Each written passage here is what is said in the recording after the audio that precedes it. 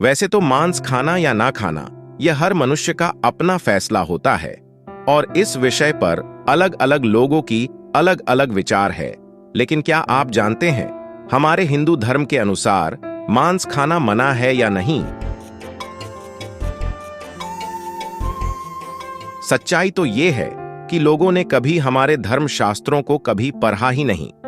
ऐसे चलिए जानते हैं भगवान विष्णु और हमारे हिंदू धर्म शास्त्रों के अनुसार मांस खाना पाप है या पुण्य।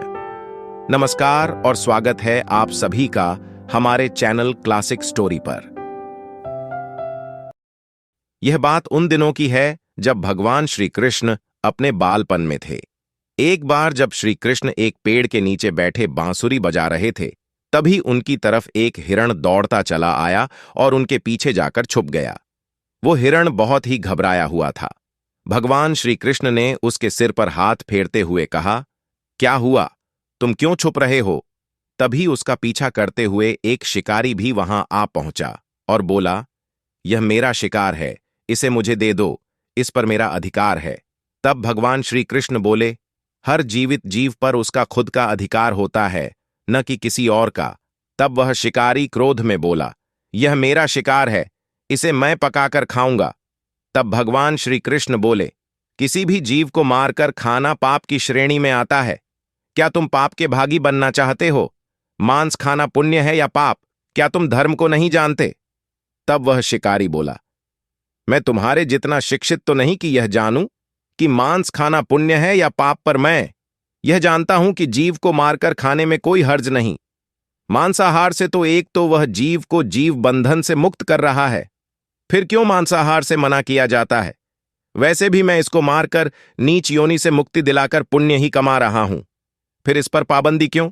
इसे तो प्रोत्साहित करना चाहिए। जहां तक मैंने सुना है, जीव हत्या तो शास्त्रों में भी बताया गया है। राजा लोग शिकार किया करते थे।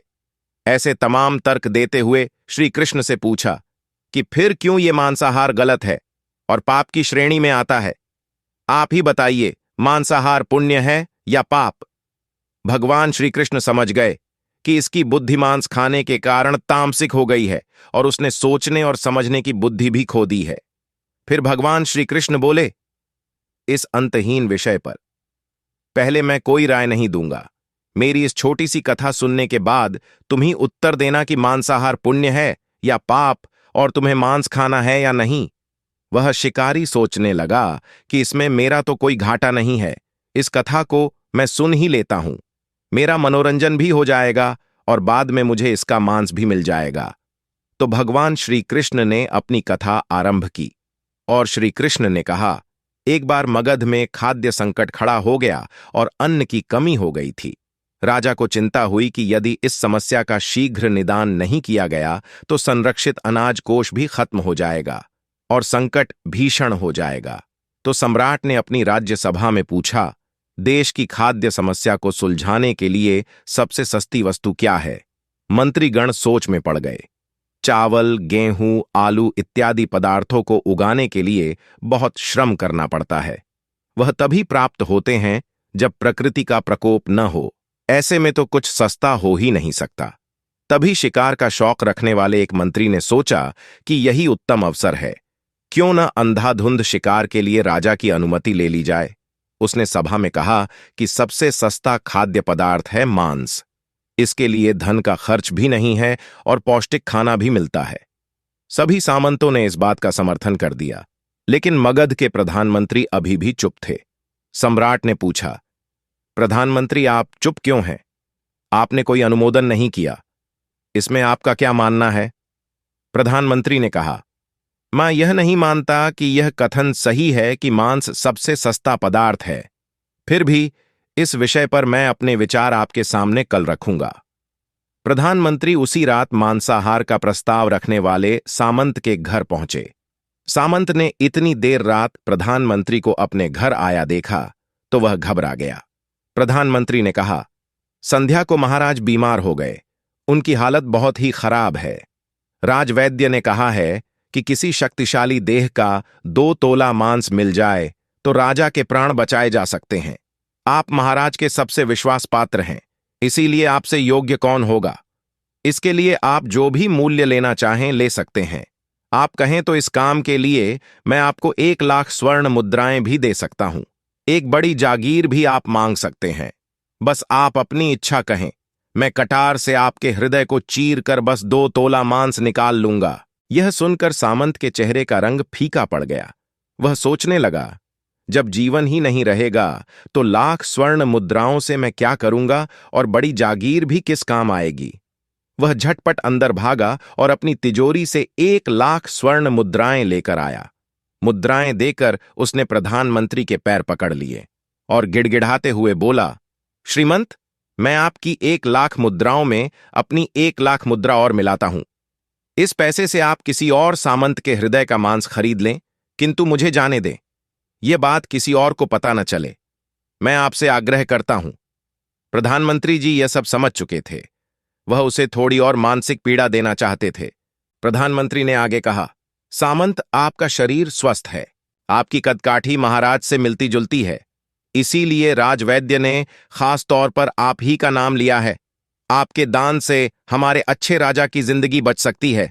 आप कहें तो मैं आपको प्रधानमंत्री का पद देने को तैयार हूं और खुद आपका कर्मचारी बनकर रहूंगा, पर प्रजा से हमारे राजा न छीने। सामंत तो फंसता हुआ दिख रहा था। उसने शरीर पर अंगवस्त्र रखकर अपने जूते भी पहन लिए। जैसे ही वह वहां से भागने वाला था, वह तुरंत प्रधानमंत्री के पैरों में लेट गया। उसने याचना की कि प्रधानमंत्री, मैं इसके योग्य नहीं हूं। जब प्राण ही नहीं रहेंगे तो प्रधानमंत्री पद का या राजा का सिंहासन भी मिल जाए तो मैं उसका क्या करूंगा। आप चाहें तो मेरा सब कुछ ले लें, पर मेरे प्राण न लें। मैं अपना ये भवन और सारा धन आपको सौंपता हूं। रातों रात राज्य से निकल जाऊंगा। इतना कहकर वह अपने घोड़े की ओर भागा और जैसे ही अपने घुड्डे पर बैठने वाला था, प्रधानमंत्री बोले, तुमने तो अपने पूरे परिवार को पीछे छोड़े जा रहे हो। सामंत बोला, मेरे प्राण से प्रिय कुछ भी नहीं है। जब जीवन ही न रहेगा तो कुटुंब का क्या करूंगा। जीवन रहा तो ऐसे ही सुखी रह लूंगा। इतना कहकर घोड़े पर छलांग लगाकर बैठ भी गया। वह अभी चलने को ही था कि प्रधानमंत्री ने घोड़े की सांख पकड़ ली। वह सामंत से बोला, भागने की जरूरत नहीं है, आप आराम से घर पर ही रहो, मैं किसी और का प्रयास करता हूं। यह कहकर प्रधानमंत्री वहां से चले गए। प्रधानमंत्री के वहां से जाने पर सामंत के अंदर कुछ जान तो आई, परंतु बेचैनी बनी रही। उसकी नींद खराब हो चुकी थी। मुद्राएं लेकर प्रधानमंत्री बारी बारी से सभी सामंतों के घर पहुंचे और सभी से राजा के लिए हृदय का 2 तोला मांस मांगा, परंतु कोई भी राजी न हुआ। सबने अपने बचाव के लिए प्रधानमंत्री को 1 लाख और 5 लाख मुद्राएं तक दे दी। इस प्रकार प्रधानमंत्री ने एक ही रात में करोड़ों स्वर्ण मुद्राएं जमा कर लीं। फिर सुबह होने से पहले ही अपने महल में पहुंच गया। अगले ही दिन राजसभा में सभी सामंत समय से पहले ही पहुंच गए। सभी यह जानना चाहते थे कि राजा स्वस्थ है कि नहीं, लेकिन कोई भी किसी से भेद नहीं खोलता था। सबको राजवैद्य की तलाश थी। उनसे ही उन्हें कुछ सूचना मिल सकती थी। प्रधानमंत्री ने सैनिकों को आज्ञा दे रखी थी कि जब तक महाराज राजसभा में न आए, किसी भी सामंत को बाहर न जाने दिया जाए। राजा सभा में अपनी चिर परिचित गति में आए और अपने सिंहासन पर आकर बैठे। सभी सामंतों ने देखा, कहीं से भी राजा उन्हें अस्वस्थ नहीं लगे। उन्हें तो कुछ हुआ ही न था। प्रधानमंत्री ने तो सभी सामंत से झूठ बोला था कि राजा अस्वस्थ हैं। हर सामंत के मन में यही विचार चल रहा था, पर कोई भी किसी और को कुछ भी न बोल रहा था। तभी प्रधानमंत्री ने राजा के समक्ष 1 करोड़ स्वर्ण मुद्राएं रख दी। राजा ने पूछा, ये स्वर्ण मुद्राएं किसके लिए है और कहां से आई? प्रधानमंत्री ने कहा, 2 तोले मांस के लिए इतनी धनराशि जुटाई है, पर मांस न मिला। अपनी जान बचाने के लिए सामंतों ने यह मुद्राएं दी हैं। अब आप यह विचार कीजिए, मांस कितना सस्ता है। राजा को बात समझ में आ गई। उन्होंने प्रजा को अतिरिक्त परिश्रम करने का निवेदन किया और राजा के अनाज भंडार में से अनाज निकालकर श्रमिकों को दिया गया। उन्होंने पौष्टिक सब्जियों की खेती का तुरंत आदेश दिया। वह 1 करोड़ स्वर्ण मुद्राएं इसी कार्य के लिए और श्रमिकों के कल्याण के लिए खर्च की गई। ऐसे साग सब्जी तेजी से उगी जिससे प्रजा का कल्याण भी हुआ और पौष्टिकता भी मिली। कुछ समय बाद मौसम अनुकूल हुआ और खेती लहलहाने लगी। इस प्रकार राज्य से खाद्य संकट दूर हुआ। तो मित्रों, जीवन का यह मूल्य भगवान श्री कृष्ण हमें इस कथा के जरिए समझाना चाहते हैं कि हम यह न भूलें कि जिस तरह हमें अपनी जान प्यारी है, उसी तरह सभी जीवों को अपनी जान प्रिय होती है। अपने दिल से जानिए पराये दिल का हाल। यदि संसार के संबंधों से मुक्त करने का तर्क सही है, यदि जीव हत्या जीव को संसार बंधन से मुक्त करने का तरीका है, तो अत्याचारी द्वारा किया गया नरसंहार भी मान्य है। वह भी ये तर्क दे सकते हैं कि वह लोग जीवन के कष्ट से आप लोगों को मुक्त कर रहे हैं। अगर उसके लिए वह जीवन बोझ होता तो कभी भी अपनी जान बचाने के लिए संघर्ष नहीं करता। आपसे भागता नहीं। जो आपके सामने असहाय हो जाता है, उसे प्राण गंवाने पड़ते हैं। जिन जीवों को मारकर आप खा रहे हैं, उन्हें तो प्राण बचाने का अवसर भी नहीं मिलता। बर्बरता सिर्फ वहीं नहीं है जहां सिर्फ मानव का रक्त बहता है।